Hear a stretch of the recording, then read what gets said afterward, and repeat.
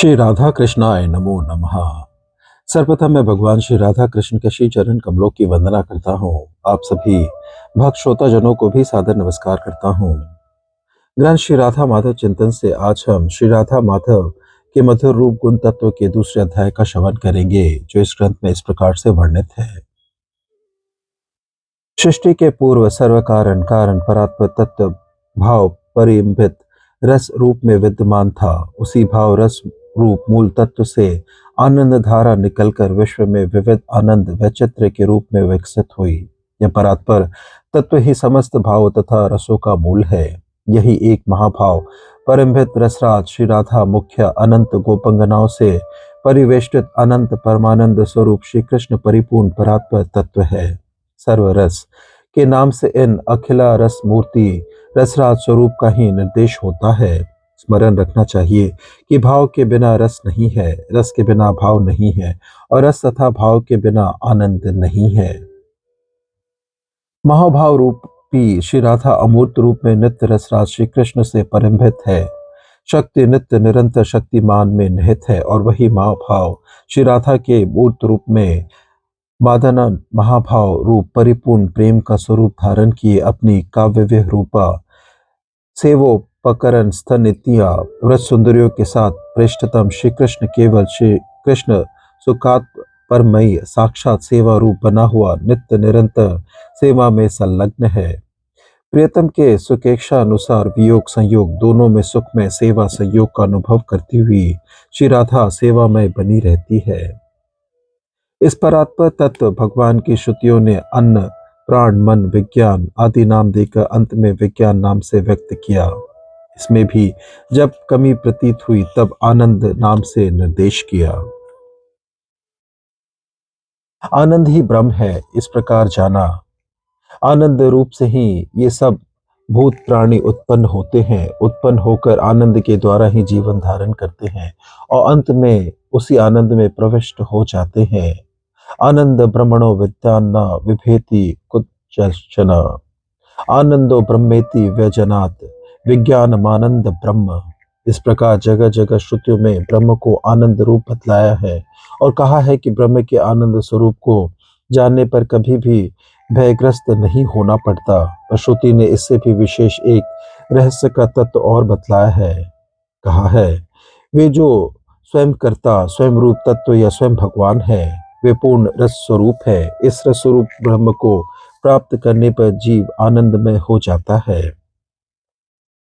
जगत का कारण आनंद जिससे विकीर्ण होता है, उस आनंद ब्रह्म का कारण स्वरूप होने से श्रुति रस ब्रह्म को ही परिपूर्ण परात्पर स्वरूप बतलाया है। सुकृत शब्द से स्वयं कर्ता और रसो वे स्व मंत्र के स्वपद के द्वारा पुरुष स्वरूप सूचित होता है। अतएव वह रस ब्रह्म ही लीला पुरुषोत्तम और रसिक पर ब्रह्म है, ऐसा सिद्ध होता है। रसिक ब्रह्म स्वयं अनंत आनंद राशि है और इसलिए उसमें दूसरों में आनंद और रस वितरण करने की शक्ति विद्यमान है। जैसे सभी विशेष मूर्त पुष्प से निर्विशेष अमूर्त सुगंध सर्वत्र फैलती है, वैसे ही सविशेष रस तत्व से निर्विशेष आनंद का विकास होता है। अतएव पुष्पों में ही जैसे सुगंध प्रतिष्ठित है, वैसे ही रस में ही आनंद की प्रतिष्ठा है। गीता में भगवान ने कहा है, ब्रह्मणो ही प्रतिष्ठा हम, मैं श्री कृष्ण ब्रह्म की प्रतिष्ठा आश्रय हूँ। अभिप्राय यह है कि सभी विशेष रस ब्रह्म में ही निर्विशेष आनंद ब्रह्म प्रतिष्ठित है। अतएव यह मानना चाहिए कि आनंद स्वरूपता ही परात्पर तत्व की शेष सीमा या परिपूर्ण स्वरूप नहीं है, रस स्वरूपता ही उसका परिपूर्ण स्वरूप है। रसानंद स्वरूप श्री कृष्ण की रसावदन समुत्सुकता, ये परिपूर्ण परात्पर दिव्य रसानंद स्वरूप ब्रह्म श्री कृष्ण सेवानंद का बहिष्कार करके केवल विशुद्ध सेवा करने वाली राधा मुख्या गोप सुंदरियों की पवित्र सेवा का आनंद रसवादन करने के लिए सदा समुत्सुक रहते हैं। आनंद के स्वरूप में बड़ा तारतम्य है। श्रुति में लौकिक आनंद और ब्रह्मानंद के भेद बतलाए गए हैं। तैत्तरीय उपनिषद में कहा गया है, युवावस्था हो, श्रेष्ठ आचरण हो, वेद शिक्षा, शासन कुशलता, सफल कर्मण्यता, रोग रहित संपूर्ण अंग तथा इंद्रिय से युक्त बलवान सुदृढ़ शरीर और धन संपत्ति से पूर्ण पृथ्वी पर अधिकार, यो जिसमें मनुष्य लोक के सब प्रकार के श्रेष्ठ भोगानंद प्राप्त हो, वह मानुषानंद है, जो मनुष्य योनि में उत्तम कर्म करके गंधर्व की योनि को प्राप्त होते हैं, उनको मनुष्य गंधर्व कहते हैं। इन मनुष्य गंधर्वों का आनंद मनुष्यानंद से 100 गुना है, अर्थात उपर्युक्त मनुष्यानंद जैसे 100 आनंदों को एकत्रित करने पर आनंद की जो एक राशि होती है, उतना आनंद इन मनुष्य गंधर्वों का है। मनुष्य गंधर्वों के आनंद का 100 गुना देव गंधर्वों का, इस आनंद का 100 गुना आनंद चिरस्थायी पितृलोक को प्राप्त पितरों का है, और उसका 100 गुना आनंद अजानज देवों का, जो स्मृति शास्त्रोक्त कर्मों के फलस्वरूप इस देवलोक को प्राप्त होते हैं, उनका। उसका 100 गुना आनंद कर्म देवताओं का, जो वेदोक्त कर्मों के फल रूप में इस देवलोक को प्राप्त है। इसका 100 गुना आनंद वसु आदित्य आदि नित्य देवताओं का है। इन देवताओं के आनंद का 100 गुना आनंद इंद्र का है। अकामहत, इन समस्त लोकों के भोगों के कामना से रहित क्षत्रियो को यह आनंद स्वतः ही प्राप्त है। इंद्र के आनंद का 100 गुना आनंद बृहस्पति का है। बृहस्पति का आनंद का 100 गुना आनंद प्रजापति का है। ऐसे जो प्रजापति के 100 आनंद है, वह ब्रह्मा का एक आनंद है, और यह आनंद ब्रह्म लोक तक के भोगों में कामना रहित क्षत्रियो को सहज ही प्राप्त है। इस प्रकार उत्तरोत्तर आनंद की अधिकता का वर्णन करते हुए यह दिखलाया गया है कि ये जितने भी आनंद है, ब्रह्मानंद की तुलना में अति तुच्छ है। इसलिए इसके बाद है श्रुति कहती है कि मन वाणी उस परमानंद स्वरूप को ना पाकर लौट आते हैं। वेद लक्षण वाक्य की निवृत्ति हो जाती है। वेद भी इस ब्रह्मानंद के परिमाण का निर्धारण नहीं कर सकता। इस प्रकार का वांग मना गोचर आनंद ही ब्रह्मानंद है। इस ब्रह्मानंद से भी अत्यंत उत्कर्ष से युक्त रसानंद भक्तानंद कहा गया है।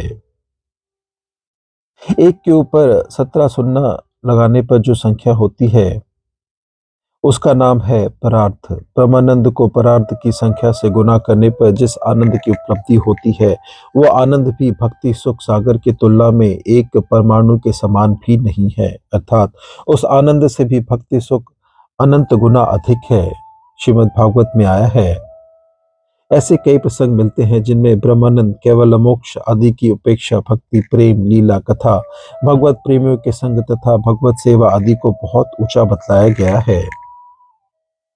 श्री नंदन की किशोर अवस्था में की हुई सुंदर लीला रूप महान अमृत समुद्र में निमग्न हम लोगों को निर्वाण मुक्ति रूप खारे समुद्र की क्या आवश्यकता है। इसी से भगवत सेवा परायण जन दिए जाने पर भी सेवा को छोड़कर 5 प्रकार की मुक्तियों को भी स्वीकार नहीं करते। भगवान ने कहा है, ऐसे सेवावर्ती मेरे जन मेरी सेवा को छोड़कर दिए जाने पर भी मेरे धाम में नित्य निवास, मेरे समान ऐश्वर्य प्राप्ति, मेरे नित्य समीपता, मेरे जैसा रूप और मेरे अंदर समा जाना, ब्रह्म रूप हो जाना, इन 5 प्रकार के मोक्ष को स्वीकार नहीं करते, क्योंकि यह भगवत सेवानंद ब्रह्मानंद से कहीं श्रेष्ठ है। ब्रह्मानंद नित्य एक रस है, उसमें विलास या नित्य न्यूनता नहीं है। फिर वह अनुभव में भी नहीं आता, क्योंकि उसका अनुभव करने वाला कोई रहता ही नहीं।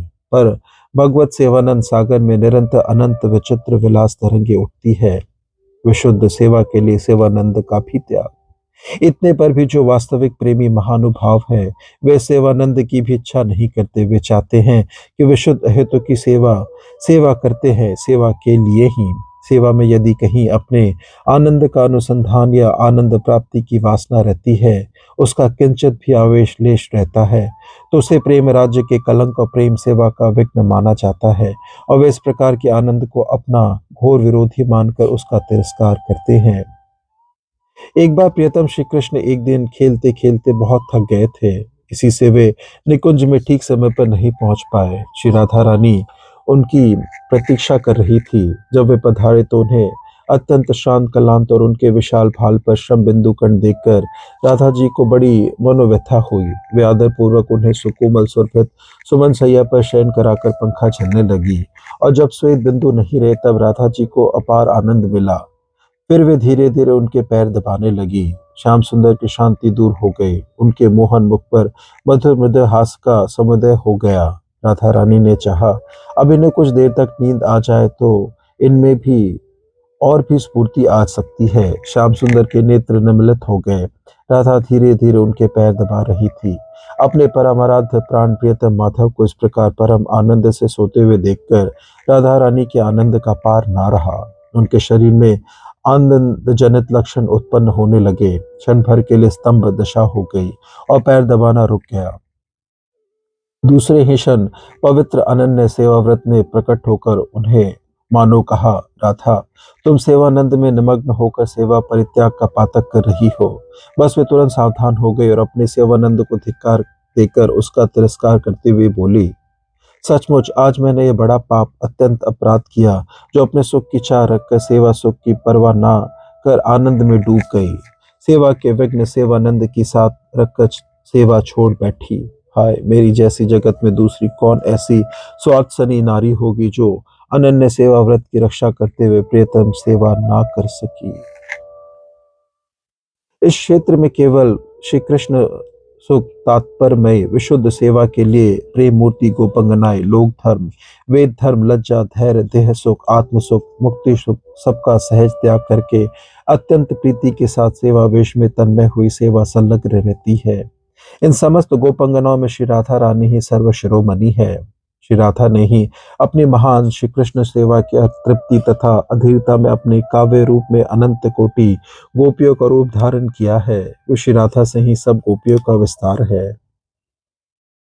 ये कोटि कोटि कंदर्प कमनीय सौंदर्य भगवान की स्वरूपा शक्तियां अपनी कोटि कोटि आत्माओं से भी अधिक प्रिय मानकर श्री कृष्ण की सेवा उपासना करती रहती है और सर्वलोक महेश्वर अनंत ऐश्वर्य स्वरूप माधुर्य सौंदर्य सुधा रस समुद्र अनंत परमोनधि नित्य चित्त स्वरूप भगवान श्री कृष्ण अपने स्वरूपानंद से भी बढ़कर इस दुर्लभ प्रेम रसानंद में विशुद्ध सेवा रस का स्वादन करने के लिए सतृष्ण बने हुए अपनी ही पवित्र इच्छा से अपनी ही स्वरूपभूता शिष्य शक्ति के द्वारा अपने समस्त ज्ञान ऐश्वर्य को आवृत कर और समस्त हानि ग्लानि को भूलकर श्री राधा रानी तथा उनके रस महाविटप की शाखा स्वरूपा श्री गोपंगनाओं के प्रेमानुरूप नित्य नव असमोधर्व सौंदर्य माधुर्य लीला विलास का उदय करके उनके द्वारा प्राप्त परम विशुद्ध सेवानंद का सदा सर्वदा अतृप्त हृदय से आस्वादन करते रहते हैं। अनंग प्रेम को जिन्होंने अपना बंधु मान लिया है, उन व्रत सुंदरियों में घिरे हुए सर्वदोष प्रपंच माया हरणकारी स्वयं भगवान हरि वृंदावन के निवृत्त निकुंजों में नित्य विहार करते हैं। वे इस विहार में इतने मुक्त रहते हैं कि अपनी हानि ग्लानि गृहकृत दुख भय समम्र और लोक निंदा किसी को भी नहीं जानते। इसमें ऐश्वर्य का कहीं रंच मात्र भी प्रकाश नहीं है। केवल और केवल विशुद्ध अनिर्वचनीय दिव्य माधुर्य ही सर्वत्र मूर्तिमान है। इस माधुर्य में श्री कृष्ण सर्वथा ऐश्वर्य ज्ञान विस्मृत है। यहाँ एक प्रश्न होता है कि नित्य परिपूर्णतम ज्ञान स्वरूप भगवान श्री कृष्ण के अपने स्वरूपभूत ऐश्वर्य तथा स्वरूपभूत ईश्वरता ज्ञान को भी क्या कोई आवृत कर सकता है? कर सकता है तो वो कौन है? तथा जिनका ऐश्वर्य ज्ञान आक्षन किया जा सकता है, वे क्या पूर्ण ज्ञान ऐश्वर्य शक्ति रूप भगवान है? इसका उत्तर यह है, यह सर्वथा निर्विवाद सत्य है कि भगवान के परम ज्ञान स्वरूप ऐश्वर्य को उनकी भगवत्ता को कोई भी आवृत नहीं कर सकता, परंतु मायावृत अविद्या जैसे जीव को संसार बंधन में फंसाकर दुख का अनुभव कराने के लिए उसके ज्ञान को आवृत करती है, और जैसे गुणातीता श्री ब्रजेश्वरी यशोदा आदि महाभाव व्रज परिकरों या श्री कृष्ण के परिवार के लोगों को महान मधुरतम श्री कृष्ण लीला सुख का अनुभव कराने के लिए चित्त शक्ति की वृत्ति योग माया उनके ज्ञान को आवृत कर रखती है, ठीक वैसे ही स्वयं श्री कृष्ण को उनके स्वरूपानंद से भी बहुत बढ़े हुए आनंदातिशय का अनुभव कराने के लिए उन्हीं की स्वरूपभूत इच्छा से उन्हीं की अपनी इच्छा शक्ति की सारवृत्ति प्रेम भी उनके ऐश्वर्य ज्ञान को आवृत कर रखता है। यह प्रेम भगवान श्री कृष्ण का अपना ही स्वरूप है या उनकी अपनी ही लीलामय स्वरूप शक्ति है, अतएव उसके लिए होने वाली आवृत्ति ना तो दोष रूप होती है, न इससे उनकी भगवत्ता में ही कोई बाधा आ सकती है। ये उनकी लीला है जो उन लीला पुरुषोत्तम से सदा सर्वथा अभिन्न है। यह भी सर्वथा सत्य है कि श्री कृष्ण केवल षडैश्वर्य पूर्ण भगवान ही नहीं, वे अनंत अनंत ऐश्वर्य पूर्ण है। उनका दिव्य ऐश्वर्य स्वरूपभूत होने से कभी हट या मिट नहीं सकता। इसी प्रकार उनका दिव्य माधुर्य भी अनंतता स्वरूपभूत है, वे भी सदा उनके स्वरूपगत रहता है, परंतु लीला में कहीं केवल ऐश्वर्य की लीला होती है, कहीं ऐश्वर्य के साथ किंचित माधुर्य रहता है, कहीं माधुर्य की प्रधानता होती है और कहीं केवल माधुर्य ही रहता है। वृंदावन की मधुर लीला में वृंदावन के विविध भाव संपन्न प्रेमी जनों के विविध रूपों में केवल माधुर्य का ही अनुभव होता है। वहां भी ऐश्वर्य है, समय समय पर उसका प्राकट्य भी होता है, पर वहां के प्रेमियों को उसका पता ही नहीं लगता। 6 दिन के श्री कृष्ण ने शिशुघातिनी अपार बलवती पूतना राक्षसी के प्राणों को मातस्तन चूसने के रूप से चूस लिया। किसी सुदर्शन चक्र का स्मरण नहीं किया, पर वात्सल प्रेम रस में यशोदा मैया ने मन को इतना प्रत्यक्ष ऐश्वर्य स्पर्श भी नहीं कर सका। उन्होंने समझा भगवान नारायण ने मेरे लाला को बचाया है, और वे स्वस्ति वाचन कराने तथा गौ की पूछ लाला पर फिराने लगी। शिशु तत्व की मुग्धा में लाला भी सरल कोमल दृष्टि से माता के मुंह की ओर ऐसे ताकते रहे मानो कुछ हुआ ही नहीं। इसी प्रकार संकट भंजन अघासुर उद्धार, ब्रह्मा को अनंत रूप में भगवत दर्शन, गोवर्धन धारण, काल्यमर्दन, विशाल वृक्षोत्पाटन, कुबेर पुत्रों पर अनुग्रह आदि प्रत्यक्ष ऐश्वर्य प्रकाश की लीलाओं में भी कहीं भी उन्हें ऐश्वर्य नहीं दिखाई दिया। वहां के महिमा महिम माधुर्य ने वृंदावन वासियों के एक क्षत्र मधुर में राज्य में ऐश्वर्य को आने ही नहीं दिया, वह दूर से ही झांकता रह गया। यह बतलाया जा चुका है कि भगवान का ऐश्वर्य सदा ही विद्यमान रहता है। वास्तव में ऐश्वर्य रहित केवल मुग्धता तो भगवान के माधुर्य है ही नहीं। ऐसी मुग्धता या मोह तो संसार के विषयक लोगों और बच्चों में भी रहता है। उसका क्या महत्व है? इस माधुर्य में तो श्री कृष्ण की सर्वज्ञता, विभुता, सर्वशक्तिमता, ज्ञान स्वरूपता, आनंदमयता आदि सभी ऐश्वर्य गुण माधुर्य को मुग्धता के पीछे सभी समय छिपे रहते हैं और समय समय पर अपना लीला कार्य करते हैं। इसी से यह भगवत स्वरूप माधुर्य का प्रकाश होता है।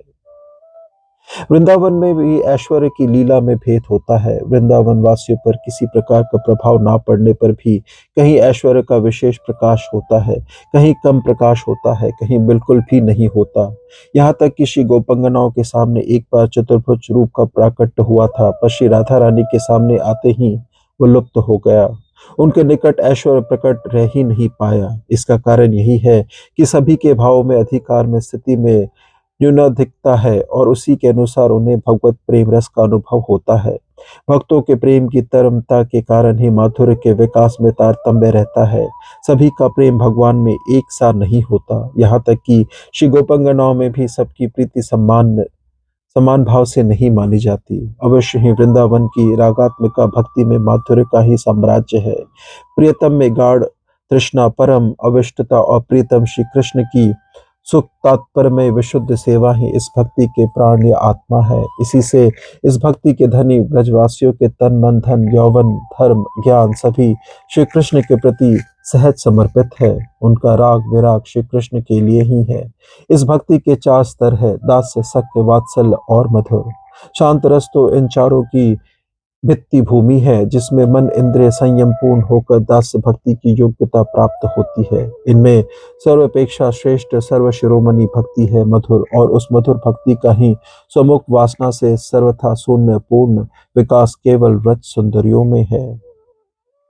इस प्रेम सेवा का बदला चुकाने में अपने को सर्वथा असमर्थ समझकर शरणी मानते हुए श्री कृष्ण अपनी परम प्रेयसी श्री गोपंगनाओं से कहते हैं, गोपंगनाओं, तुमने मेरे लिए घर गृहस्थी की उन बेड़ियों को तोड़ दिया है जिन्हें बड़े बड़े योगी यति भी नहीं तोड़ पाते।